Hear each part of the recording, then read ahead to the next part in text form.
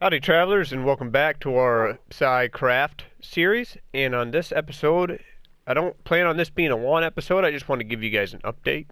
We're going to have a quick look around the map and talk about the future plans of the series and kind of what I've been doing lately. Some of this is going to be a rehash to you guys who have been tuning into my streams, and I do appreciate when you do. But for those who haven't, this will at least fill you in on what's going on and what the plans are moving forward on the channel other than the tutorials. So here we are at the old base, and it's actually a lot cleaner now than it was, because it used to be just dozens and dozens of shulker boxes all over the place, because we had to put them all on the floor when we made the conversion to Bedrock, or else they disappeared inside chest. But yeah, all this stuff is broken. The slime chunk's no longer a slime chunk, so this is just a nice little glass house. And the sugar cane, the bamboo, none of those work because the flying machines are broken. The everything's everything's pretty much broken. That's gonna be the theme of this video. This little flying machine double piston extender thing is broken to harvest these. Which is a shame because those are really cool. So all that's going to need to be rebuilt. The breeder is broken, but that was because of a creeper explosion. That was my fault. The passive mom farm, I'm sure is broken, or the rates are going to be really slow, which is probably the biggest loss to me, because I really like that. Thank goodness I AFK'd there for a night, which a night at, I don't know, 5,000 drops an hour is good enough for probably the rest of the server, the amount of food I got off that. The cactus farm still works, so that's good. That's still working, because that didn't rely on redstone at all. The golems got out. So yeah, this place is absolutely busted. Now, if we go up top here and take a look at this, the sorters and the shulker box sorters don't work anymore. They rely on quasi power. The village trading hall is working, and the villagers have kept their trades and their experience. However, I'm not sure if I'm going to drag them all the way to the new base. I'm not sure yet. Are you still power 5, my friend? Yeah, power 5. So they've kept all their trades, which are good. You know, I might come back here and do a little bit more stocking. We'll see. So that place still stands. But yeah, it's one of those situations where almost everything that we've made is gonna have to be remade. The gold farm nearby is broken. The overworld mob farm, that flushing mob farm, is broken. Well, yeah, it's broken. Let's see, what do we got coming into the nether here? That goes to the passive mob farm. Okay, that goes to the end portal. Oh, and the end portal and the that reminds me, the oh, yeah, those things. The pearls. Yeah, those. That farm's broken. We're gonna have to remake that. We still have the void though. We still have that whole island that we carpet bomb, so we still have the void, so we're gonna have to remake that farm down there. For XP, I got this up peaceful now so we can take a look at this stuff. For XP, what I'm doing right now is I remade these double blaze spawners using flying machines. This was pretty much kind of like what Silent Whisperer used.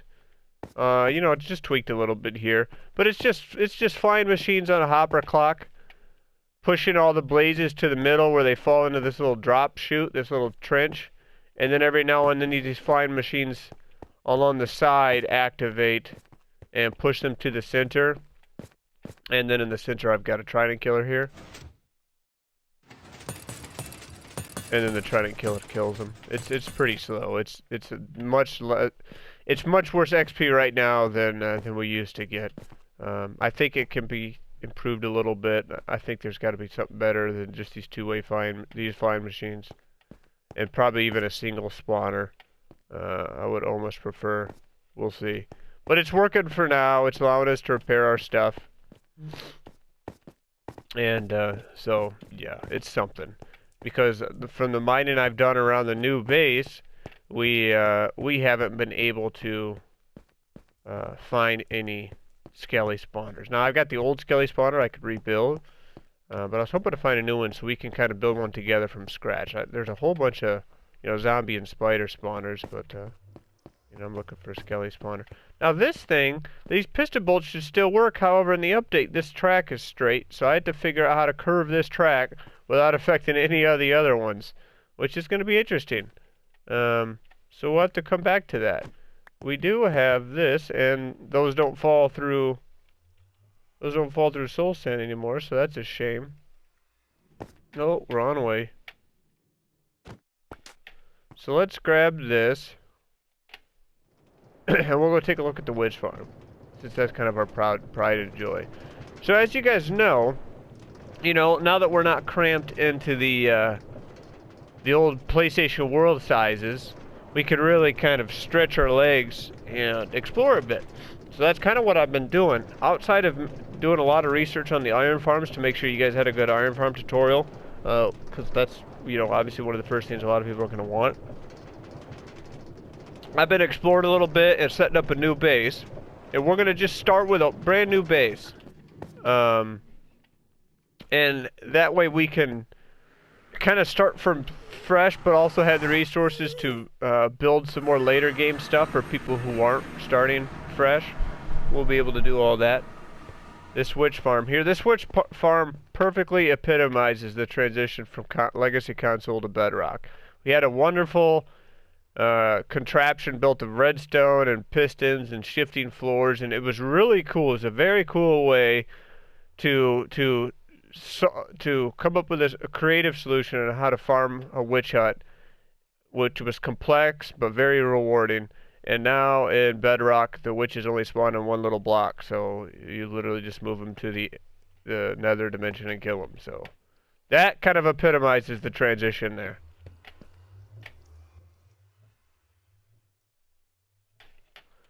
So this thing, this glorious, this was probably the biggest heartache, because this was absolutely wonderful to build. And we've got that whole bottom slab floor in this perimeter. I'm sure we will find a use for this perimeter. This is one of the big reasons I did decide to stay on this server, because of the perimeters we have. Because, other than a little witch farm, we might put mob farms in here or something else. So coming down here, we have the tree farm. That's going to have to be rebuilt because that uses all that uses quasi power. It uses pistons, sticky pistons leaving their blocks. So this is all going to have to be rebuilt. I'm not even sure what's different on the wiring underneath, or whether or not we need more than 6 ticks of pulse, because right now everything's kind of extended and messed up. But yeah, so this is going to have to be rebuilt. Luckily, I worked there quite a bit before the change, because I've gone through a lot of wood in the new base. And with the super smelter, we were planning on using charcoal. And I've got about enough wood now to keep charcoal going for a while, but we're going to have to change our fuel source, since I can't reliably come back there in AFK, and I'm going to need fuel in the near term. So we'll probably be putting up like a kelp farm and going that route. Which isn't a big deal. Alright, so how about we talk about this new base. Now, the old base on PlayStation was close to the world border. It was around, I think, 1600 by 800. Which was pretty close to the eastern world border for us. And now that we've been able to broaden our horizons, as cliche as it sounds, we've been able to kind of stretch out and find new areas to go. So one of the first things I did is I plugged the seed into Mine Atlas, and I brought up the whole map. And with the new map, then I was able to look for biomes that I didn't have before. Like, I didn't have the mushroom biome, I didn't have the taiga biome, I didn't have a mesa biome, and that helped me locate where I wanted to build my base. And it's about get this, because we've never had this happen on PlayStation. But it's about 2,500 blocks that way, or in the overworld about 15,000 blocks or so. So yeah, I mean that's crazy, crazy distances for for someone coming from legacy console. So this is how we're getting there. So yeah, we got about 2,000 blocks or so to travel in this tunnel. It's pretty rudimentary now. Obviously, this all needs to core. But you know, it's getting the job done. And look at how fast we're going. This is insane. I tried to put this at a 45-degree angle, which would have been ideal. But I was having a hard time figuring out how to reliably place my boat at a 45-degree angle so it would be straight. I didn't spend too much time on it, probably 15-20 minutes trying to mess with it.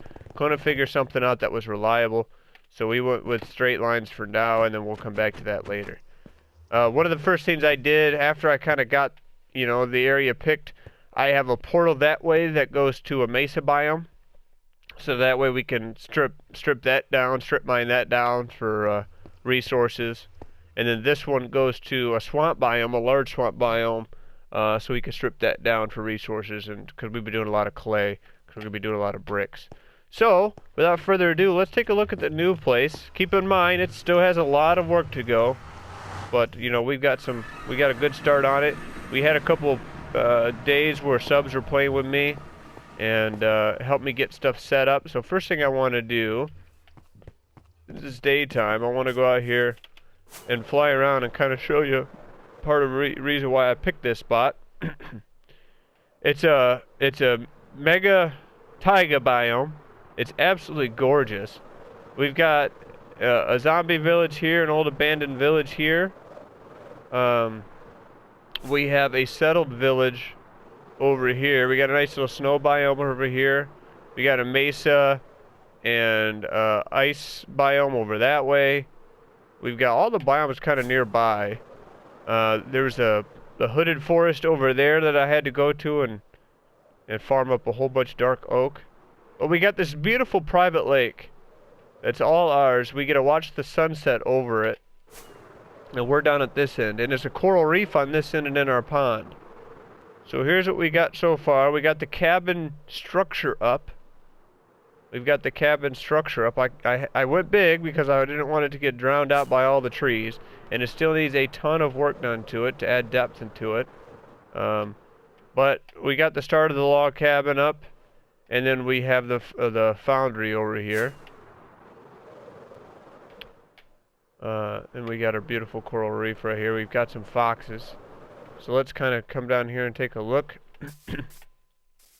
Obviously, one of the first things we needed to do was put in a warehouse to start moving all of our items over from the old base. So that was the very first priority. So that's what we have here. If we come in here, let's see, let's grab some items. Let's see. Here's some of my wood I was using. So if we were to grab a stack of logs, so you come over here with your stack of items, you put them into this minecart with chest, and I built this on stream. This was based off Redstone Wizard's design, and we had a stream day, and we had a bunch of people in here helping, and we finished this. It was a lot of fun. But that delivers the product, so all your inputs will get delivered to the system. And this is just a category sorter, so we just pick the categories that we want to filter. So like here's our logs. We got different kind of logs here, and we'll see these get unloaded here. So we started decorating it. There's still a lot of stuff that needs to be put back, because it wasn't until yesterday that I had kind of bulk storage for non-filterable items. You know, there's only so much you want to filter, and then you need a lot of storage. So that's telling us where the products are going. They'll come around the corner.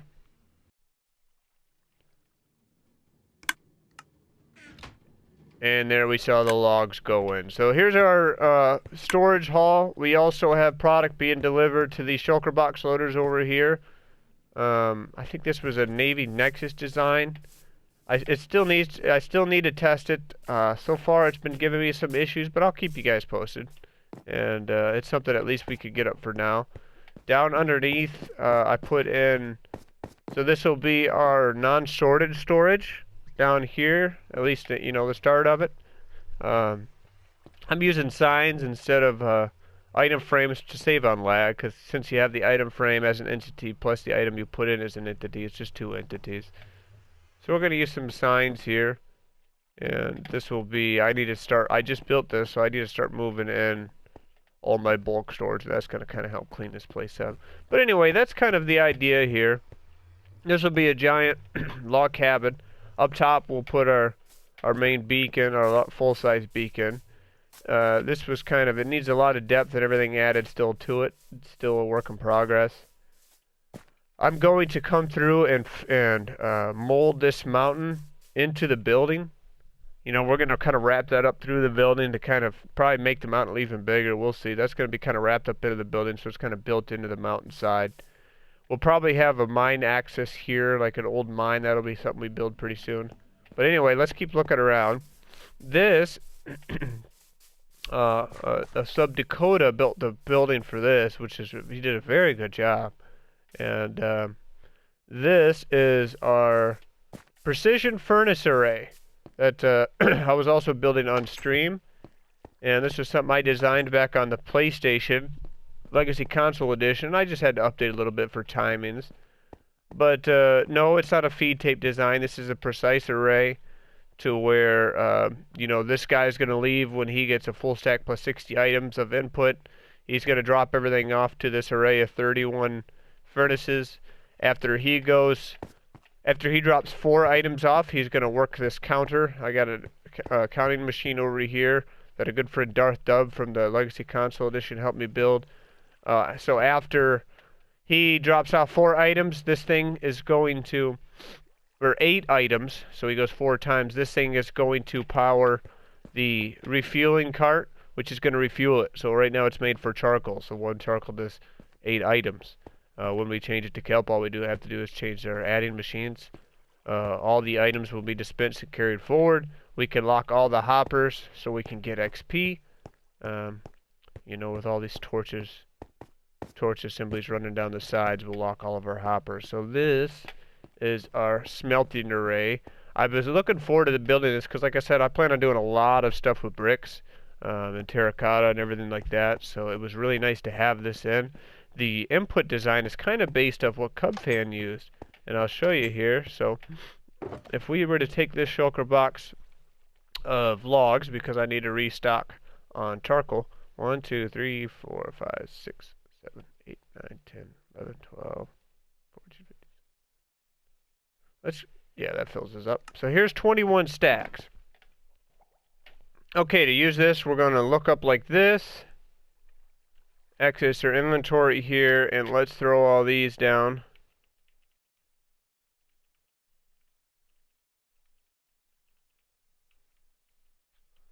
Just like that, so we got all the items there. We'll push this, send them up and over, come back through the service door. And all those items are going to be sent back and forth along that ice picked up by hopper minecarts. And then once the hopper minecarts fill, the items are just going to come back down, get launched back up, and repeat the process till they're all unloaded. These minecarts are grabbing the items. And then once these hit a full stack, we don't need the glass in there.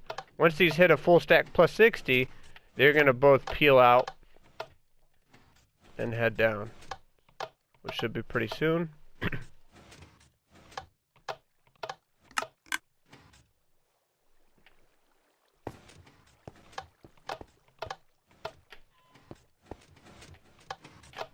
There it goes. And the other one should be releasing here too. Yep, so he's just about to go. There he goes. All the items are being spit out here automatically, carried forward. And they're going to show up right here. So we'll have like a little crafting area and all that right here. Where we can grab all this. Yeah, it's super fast. You'll get maybe 23 stacks in a, I don't know, 5 minutes maybe. So yeah, this is going to be very handy for all of our smelting and making bricks and doing all that stuff, and for kelp, and also we could use this for XP too.